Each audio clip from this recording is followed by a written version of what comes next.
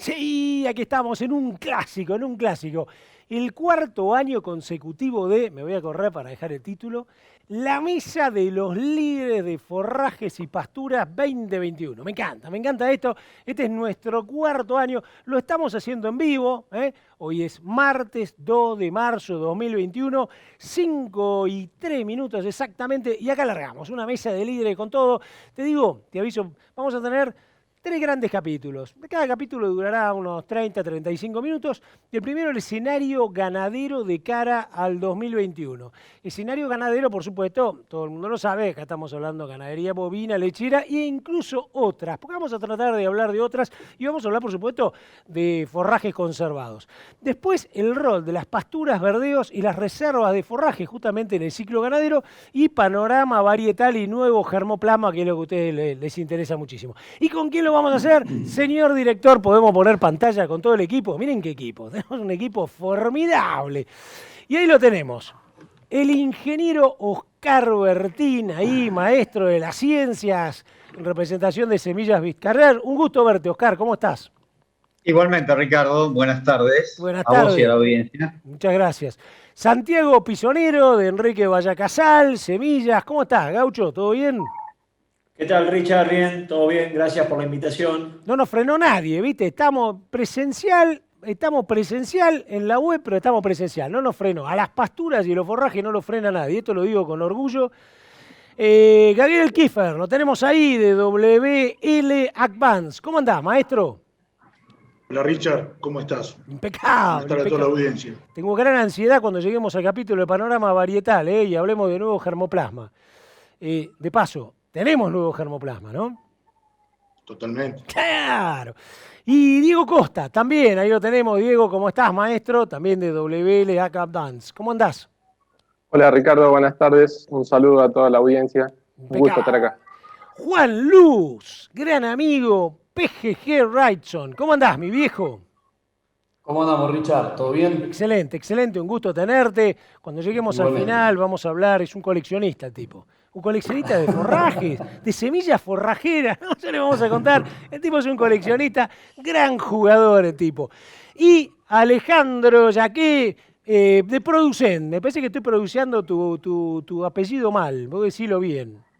Hola Richard, sí, Alejandro Jau, que es mi nombre. Claro, vos sabés ¿Cómo que lo estás? quise pronunciar un poco más, como más técnico, Claro, ¿viste? Le quise dar una onda así medio como, pero era más simple de lo que esperábamos. Alejandro Jauquet, si maestro. decías Sau que estaba bien, digamos, pero bueno, no hay Sí, sí, problema. sí, Hola pero no sé por a toda la qué audiencia. le di un toque como alemán o algo por el estilo, ¿eh? Porque alguna Está procedencia perfecto, europea tiene esto. Esto no es tan gauchito como parece, ¿o no?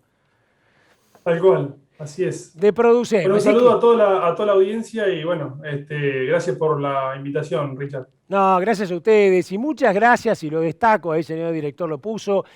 Porque si hay algo que a mí me encanta decir por haber estado en empresas y justamente en el rubro también semillero y de criaderos, es el rol de las empresas en esto. Llevar tecnología, llevar novedades, estar firme, atento, pese a todo. Fíjense, cada uno de ellos está en su localidad de origen. Así que quiero agradecerle a la firma Producem, a Vaya Casal Semillas, a Advance. Quiero agradecerle, por supuesto, a la gente de PGG que siempre está y a Producen. Impecable por estar con nosotros. Muchísimas gracias a todos. Bien. Dicho esto, vamos a empezar. Oscar, escenario ganadero de cara al 2021. Vos escuchaste a un famoso filósofo agropecuario contemporáneo que inventó algo como el boom ganadero, ¿no? Este tipo, ¿tiene razón? ¿Está medio loco o no? ¿Estamos ante un boom ganadero o no? Me parece conocerlo, sí. Bueno, ¿cómo viene el año que viene? Como comentaste al principio, hay que dividirlo por sectores, ¿no? Creo que esa es la forma de mirarlo. Ujú. Por un lado, la ganadería, que en realidad es la ganadería para carne, eh, donde claramente hemos tenido un año muy duro, el año pasado. Reconozcamos que la ganadería de carne tiene como base de alimentación los pastizales, ¿no? Son de las 22 millones de vacas, la mayoría de ellas comen recursos naturales, pero bueno, las que han comido pasturas han sido duras el año. se han comido muy intensivamente. Ujú. Entonces ahí hay como un problema serio, digamos. Tenemos que recomponer, por más que con la lluvia siempre se recomponer la estructura de pasturas. Ujú. Ojalá podamos recomponerlos y principalmente arrancar con verdeos, ¿no? Que es lo primero que tenemos que recomponer ahora para tener pasto dentro de 45, 50 días, con las avenas, los ryegrasses y demás. En segundo lugar, bueno, la ganadería de leche. Yo ahí soy un poco más, diría, conservador, porque digamos, la ganadería de leche que se basa en los pilares que todos conocemos, por más que el forraje sea el 30 o el 40% de acuerdo al sistema, claramente ahí todos los años se hacen pasturas, se hacen verdeos, se hace maíz o sorgo para silaje. Eso es medio inamovible, es decir, Ujú. necesariamente necesitamos hacer una alfalfa y se hace. O sea, los modelos lecheros son muy estables. Ujú. Y después una cosa que ha tomado cierto auge en estos últimos tiempos, uno ya ve campos completos donde verdaderamente se dedican a eso, que es hacer forraje, sin tener animales. Muchos campos que directamente hacen alfalfa, básicamente es la especie más importante, pero hay otras, o mezclas, en donde eso está creciendo fuertemente, tanto para producir rollos como para producir fardos gigantes, como lo mismo ocurre con pellet, Ujú. digamos, y distintas alternativas que se comienza una nueva, algo que en el mundo es conocido y que sabemos quiénes son los jugadores a nivel internacional, tanto para la compra como para la venta, pero que nosotros empezamos de a poquito a jugar en ese campo, digamos. De modo que pienso que es un año interesante, Ok. diría yo. El problema es que tuvimos poca producción de semillas de forrajeras. Ese es un tema bastante central. Ahí Por vamos la a llegar. sequía. Aguantame un cachito, ahí vamos a llegar, porque a partir de lo que vos dijiste, le quiero preguntar a Santiago Pisonero, porque yo suelo charlar mucho con Enriquito Vaya a Casar, ¿no? Suelo charlar mucho y si hay algo que él me dijo, Santi, es que las últimas 2 o 3 campañas, yo creo que con las señales que le dio a la ganadería el gobierno anterior, la gente empezó a apostar más a pasturas. Y creo que ustedes lo dijeron también el año pasado, ¿no? Hubo como señales de productores que empezaron a hacer pasturas nuevas o que incluso recompusieron esas pasturas. ¿Existió eso o es muy chiquito? Richard, yo creo que eso el año pasado se dio, hubo un crecimiento. Ujú. Este año creo que vamos a repetir lo de la campaña pasada, o sea, una muy buena campaña de implantación de praderas.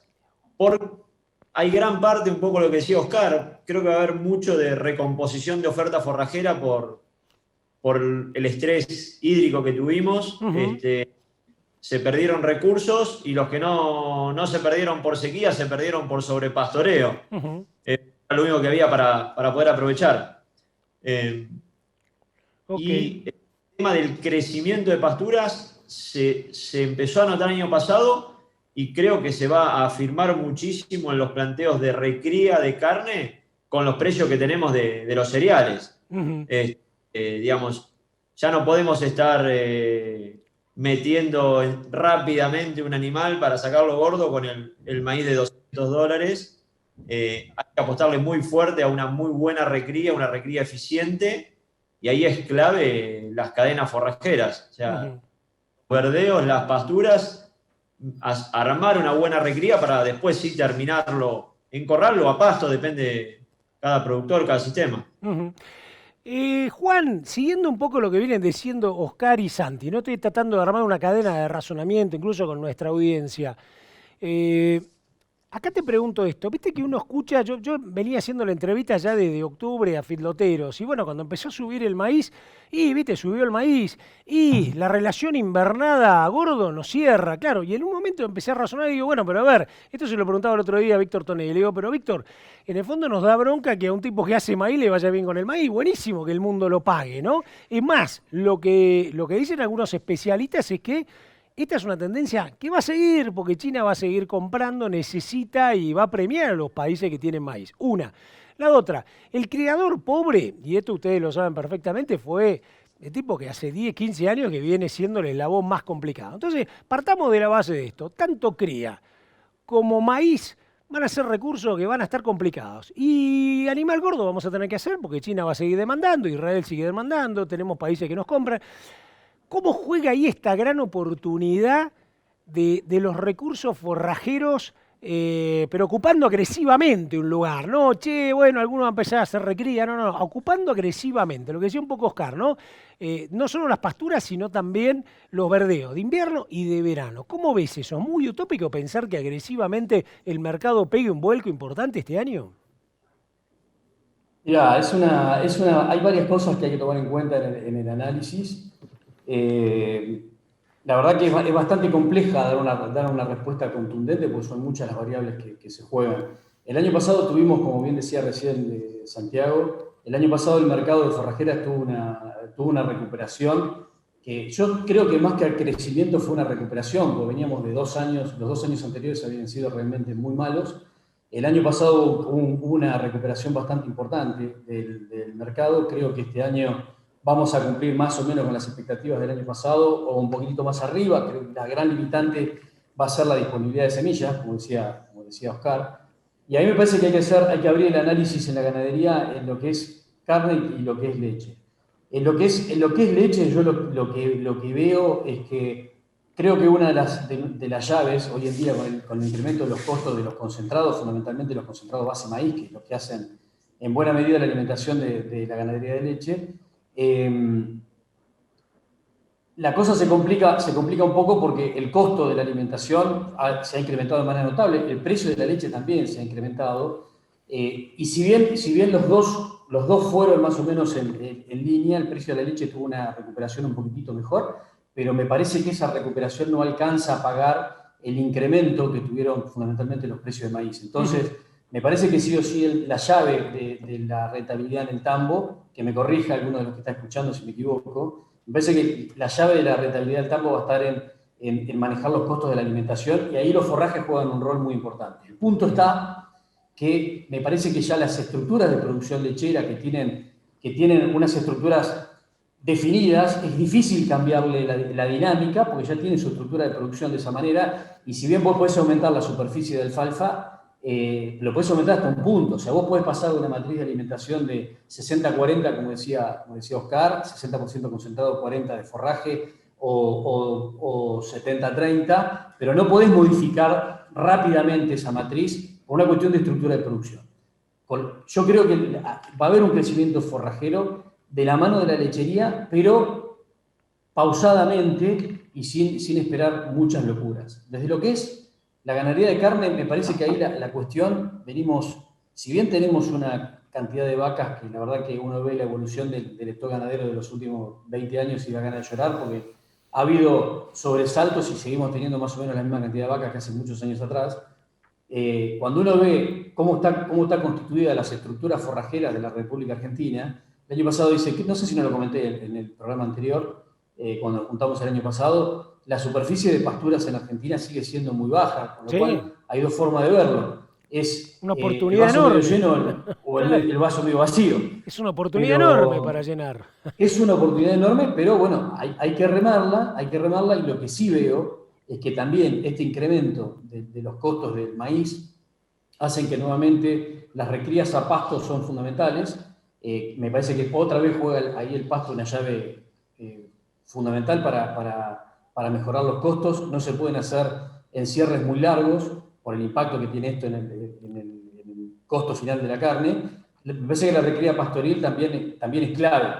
Y en cualquiera de los dos aspectos que estamos mirando, tanto sea la ganadería de carne como de leche, me parece que el pasto va a jugar un rol fundamental. Debería aumentarse la superficie de forrajeras, pero no lo veo como un salto estrepitoso, sino que lo veo como un cambio paulatino en el que me parece que año a año la cosa va a ir aumentando. Lo que sí me alerta un poco, me alarma y hasta me preocupa un poquito, es que desde el punto de vista de la visión de los forrajeros, cuando el maíz aumenta de precio nos empezamos a poner contentos porque empieza a jugar un poco más fuerte la matriz de pasto en la alimentación tanto de la carne como de la leche, pero cuando esos precios se van demasiado arriba, empieza a acosarnos el fantasma del 2010-2011 con una soja de $600 y las vacas amontonadas en el fondo.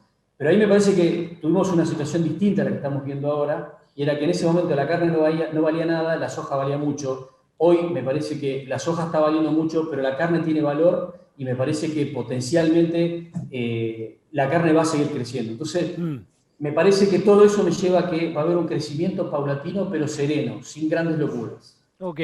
Después lo que vamos a charlar un poquito cuando veamos el rol de las pasturas es si en todo esto, lo vamos a charlar con ustedes 5, es si todo esto también hay que mirarlo desde un enfoque sistémico nuevo, ¿no? Buenas prácticas agrícolas, rotación, el costo que tiene hoy una soja con lo que significa también toda la problemática ambiental, malezas, etcétera, y rotaciones. Me parece que hay una concientización diferente respecto a esto que también se los voy a preguntar.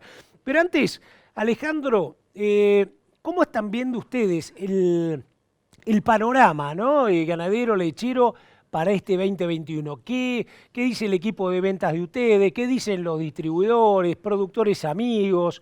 Contanos un poquito ese rum de lo que ustedes a principios de marzo ahora están sondeando del mercado respecto a expectativas. Bien, lo que estamos notando es básicamente que estamos teniendo más presencia en la calle y que después de la nueva gestión de Producem, que hace ya un par de años que está, notamos una presencia mayor y la gente lo reconoce y creo que eso a nosotros nos satisface como volver al ruedo y tener presencia en la calle.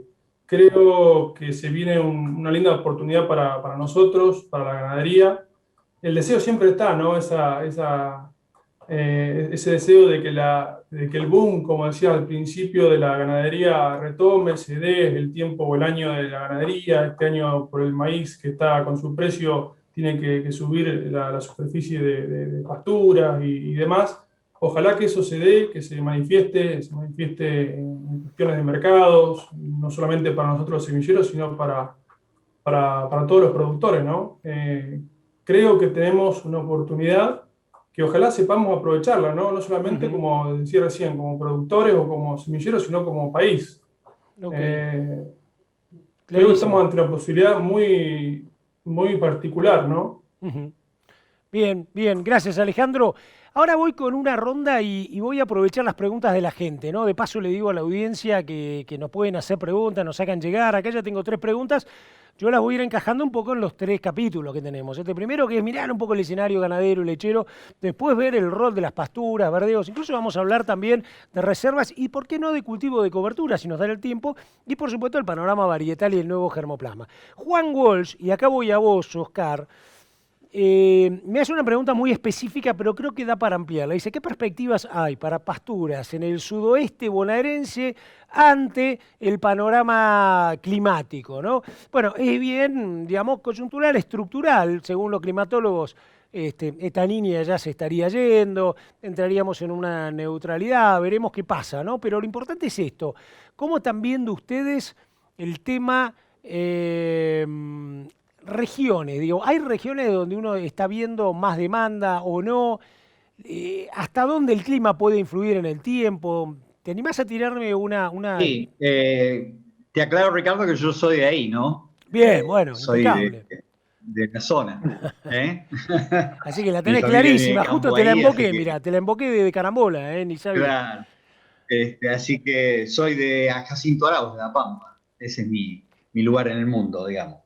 Está difícil la zona ahí, pero estamos acostumbrados, digamos. Es normal de que tengamos, cuando hay fenómenos niña, para nosotros es doble niña, digamos.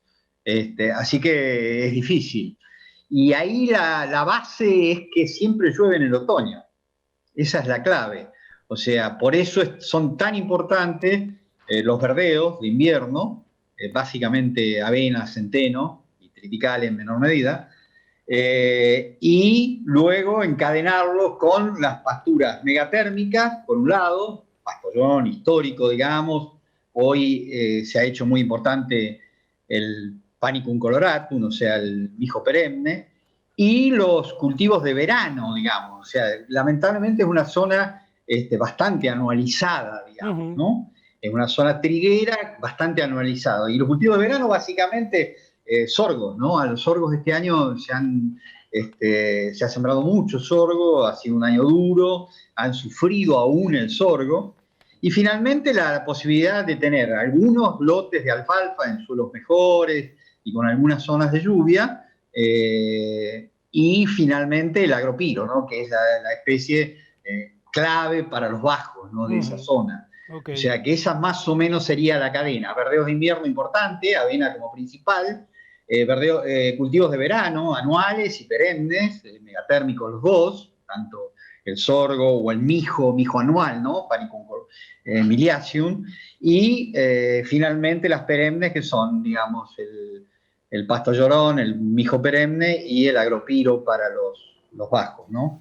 Impecable. Siempre un poco de alfalfa para tener una reserva de calidad, ¿no? Ok, excelente. Diego, ¿cómo la están viendo ustedes? ¿Cómo la ven ustedes, no? Una firma como Doble L, con una marca, digamos, muy enfocada sobre todo en todo lo que tiene que ver con alfalfa. ¿Cómo están viendo ustedes esta campaña? Y la verdad que vemos una buena campaña, hay mucha demanda de productores que buscan alfalfa de calidad. En este caso, bueno, nos consultan no solo por alfalfas convencionales, sino también por la alfalfa Harvextra que tenemos nosotros disponible, que es una alfalfa reducida en lignina y con los eventos RR. La demanda arrancó muy temprano, ya desde diciembre, con productores que se ve que estaban con pesos encima y con miedo a una devaluación, buscando cubrirse, comprando semilla. Y bueno, la verdad que un poco concordando con lo que decía Juan, de que este año la estrategia tiene que ser bajar los costos porque los números en la lechería no están cerrando.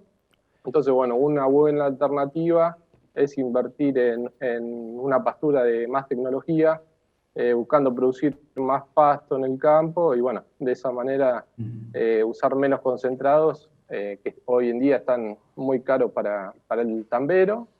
Y algo similar está pasando en la ganadería, digamos, el productor ganadero a través del consumo de pasto está haciendo que le cierre un poco los números porque lo que son los encierres, digamos, están con números negativos.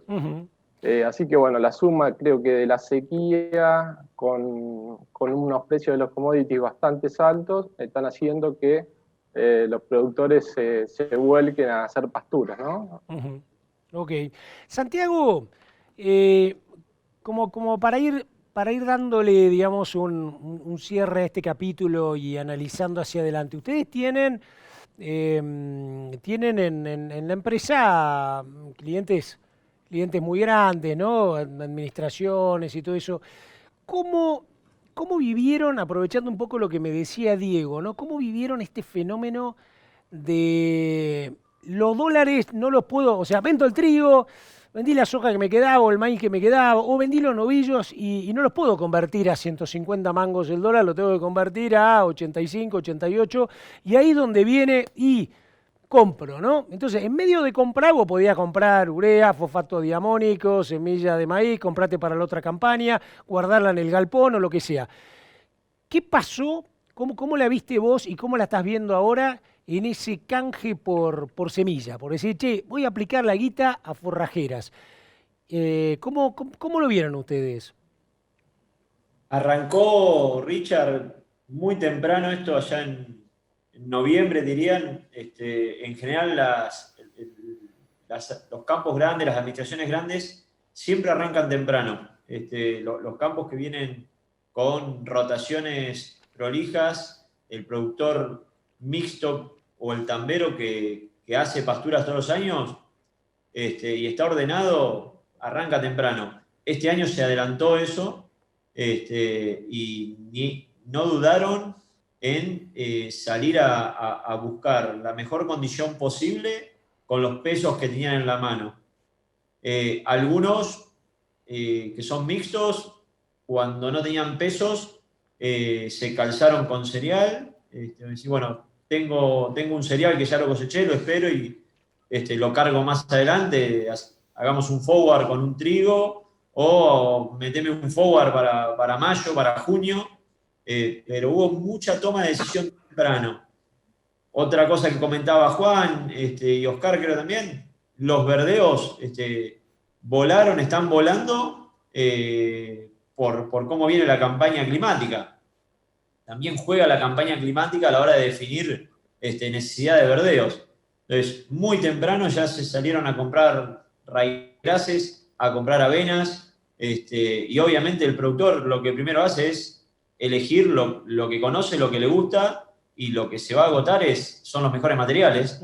Que el que no tomó decisión temprano es muy probable que no encuentre lo más adecuado y que encuentre lo que queda. Hay muchos materiales que probablemente se estén agotando o estén agotados ya. Ok.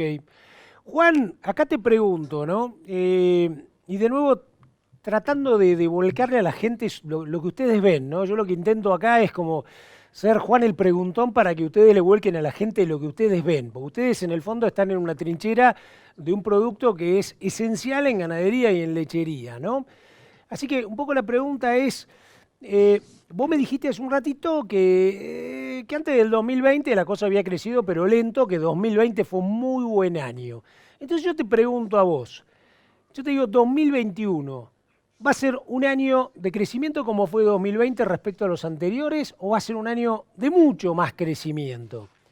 Y sé que vos sos un tipo en esto más cauteloso, por eso te lo pregunto, porque yo soy medio como...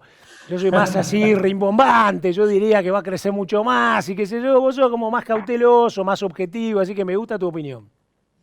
Mira, yo creo, como decía anteriormente, me parece que este contexto de necesidad de hacer más kilos de leche o más kilos de carne barata, el pasto juega un rol fundamental. Y si el año pasado tuvimos una recuperación del mercado que fue realmente interesante, por suerte, ¿no? Y después de esa recuperación, donde se sembró mayor superficie de pasturas en los inicios del 2020, nos comimos la sequía generalizada en toda la República Argentina, que nos comimos y que en algunas zonas todavía la siguen sufriendo. Muchas de esas pasturas que se sembraron en el 2020 se destruyeron. Y muchas de las pasturas que venían de segundo año, de tercer año, también se destruyeron. Con esta matriz de precios de la carne y de la leche, que no son ninguna locura, pero que están mejor que el año pasado, me atrevería a decir, o al menos yo esperaría, y ya también tenemos vistas cómo viene avanzada la campaña de semilla forrajera, me atrevería a decir que sí, que el mercado debería crecer un poquito más que lo que creció el año pasado. Eso es lo que avisorábamos o preveíamos sobre fines del 2020 y la verdad que las expectativas se vienen cumpliendo. Ahora, ¿qué porcentaje de crecimiento vamos a tener? Me parece que es muy temprano todavía para decirlo. Me parece que la limitante a ese crecimiento va a estar dada más por la disponibilidad de semillas que por la demanda. Todo aquel productor que tomó la decisión demasiado tarde o que la está tomando ahora se va a encontrar, como decía Santiago recién, con materiales que ya no van a estar disponibles. Los avances de los presupuestos de venta de las empresas son, te diría que más acelerados que años anteriores. Yo no me atrevo a decirte a ciencia cierta en qué porcentaje estamos, pero me parece que estamos adelantados respecto de otros años y por más que el mercado quiera seguir creciendo, nos vamos a encontrar con la limitante de la falta de semillas. O sea, la sequía del año pasado no solamente le pegó a los cultivos agrícolas, sino que les pegó muy fuerte a la producción de semillas. Y muchas zonas que son fuertemente productoras de semillas forrajeras tuvieron un impacto de la sequía bestial. El año anterior la industria se había quedado con bastante carry, o sea, un poquito por arriba de lo habitual, con lo cual ese crecimiento de la demanda, tranquilamente el mercado lo pudo absorber y lo pudo cubrir porque venía con algo de resto. Pero terminamos un 2020 sin semilla, o sea, realmente los carry del 2020 fueron muy bajos en todas las especies, en algunas más, en otras menos. En la alfalfa, sin ir más lejos, los carry fueron, no te digo que cero, pero estuvieron cerca de ser cero. Con lo cual todo lo que estamos viendo ahora es semilla nueva y venimos de una campaña de cosecha de forrajeras de diciembre, enero y febrero durísima, con todo el impacto de la sequía encima. Entonces yo creo que el mercado va a crecer, no me atrevo a decir cuánto, y me parece que la limitante de ese crecimiento va a estar más en la oferta que en la demanda. Muchos productores se van a encontrar, aquellos remolones que toman la decisión en abril después que levantaron la soja, me parece que se van a encontrar con la situación que van a sembrar lo que vayan a encontrar, no van a poder elegir demasiado. Excelente. Alejandro, ¿qué pasa con los precios? Ustedes, respecto a la campaña pasada y eso, y viendo un poquito lo que cuentan tus colegas, ¿no?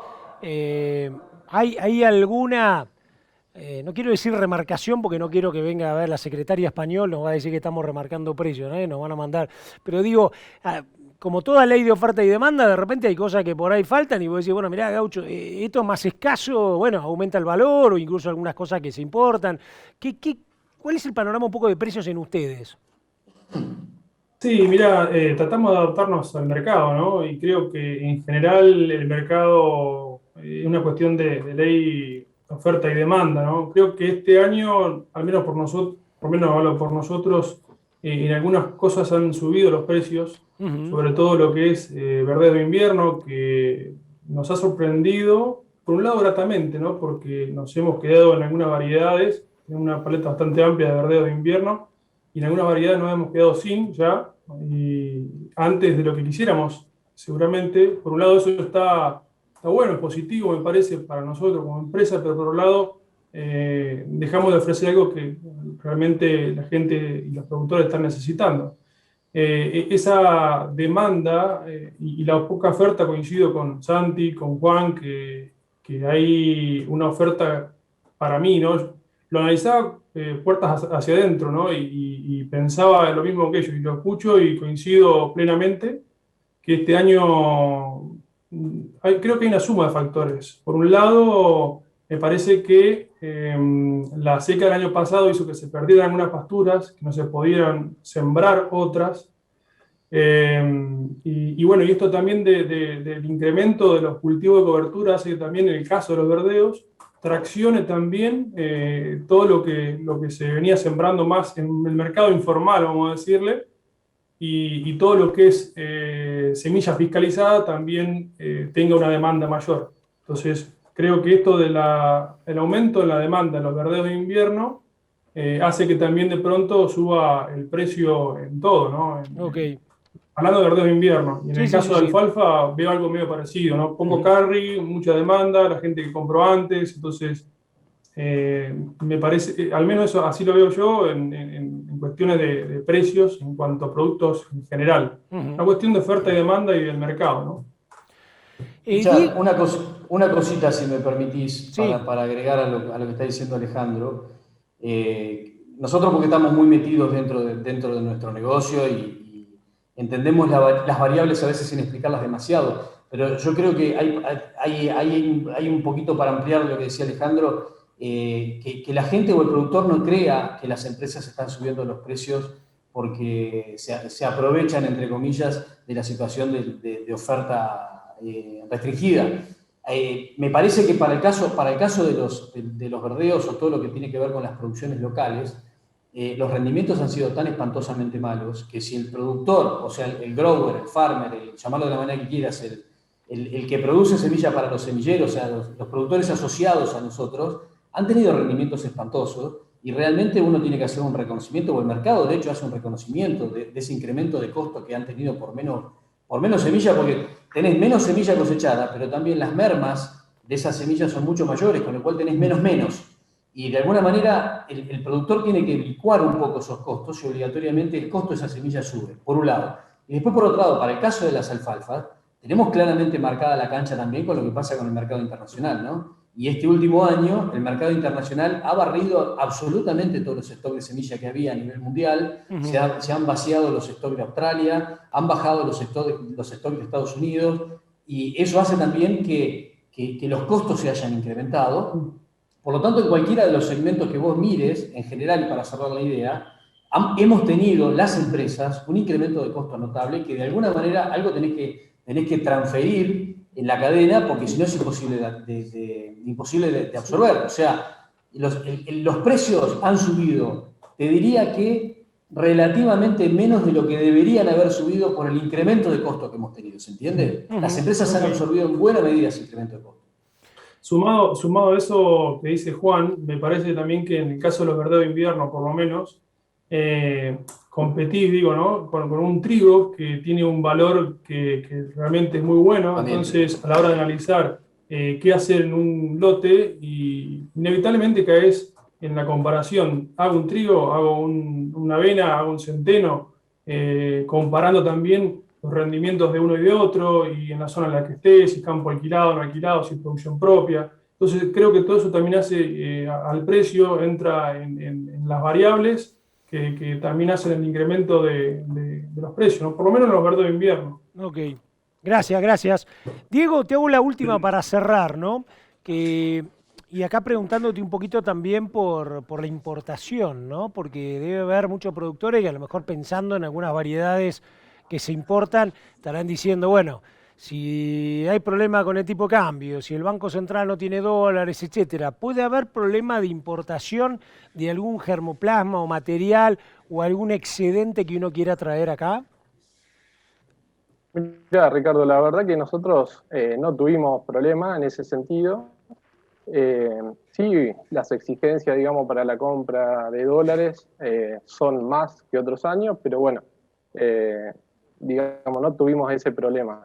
En cuanto a lo que hablaban antes de los costos, coincido que digamos, el costo para importar semilla aumentó con respecto a otros años. En el caso nuestro, se decidió, digamos, absorber, digamos, ese costo para aumentar los volúmenes de venta, que era un poco el plan comercial que teníamos. La verdad que nos resultó bien, digamos. Ok, impecable. Muchachis, llevamos ya más o menos 40 minutos de charla, la realidad que dio bastante, ¿eh? Dio bastante. Le quiero decir a la audiencia que vamos a hacer 2 minutos de un cortecito, hacemos 2 minutos de un corte y nos vamos al capítulo 2, que es el rol de las pasturas, verdeos y las reservas de forraje en el ciclo ganadero y lechero. Tengo un montón de consultas acá. Le quiero contar también a la audiencia que si bien estamos saliendo en vivo, le cuento que hoy es exactamente en mi reloj, son las 5:40, ¿no? 5:40 de la tarde, y va a quedar todo editado, así que lo vas a poder compartir, lo vas a poder ver, etcétera. Si nos aguantan 2 minutitos, nos vamos a un corte y volvemos. Señor director.